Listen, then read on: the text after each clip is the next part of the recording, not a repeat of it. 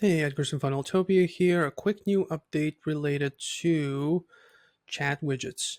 And that's under sites and chat widgets over here on the left side at the bottom. Now you can create multiple.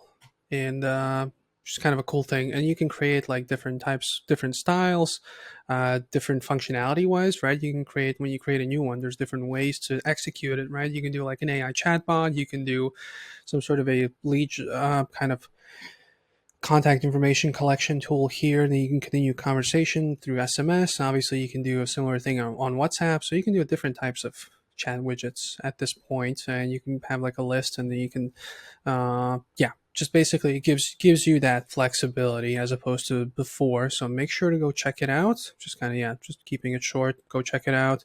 If you've ever done widgets, you'll know what I'm talking about. And yeah, if you have any questions about chat widgets or just anything else Funneltopia related, click on down below 24/7 chat support. Let us know. We will make sure to respond as quickly as possible. But if you don't have any questions, then I'll see you in the next video. Bye.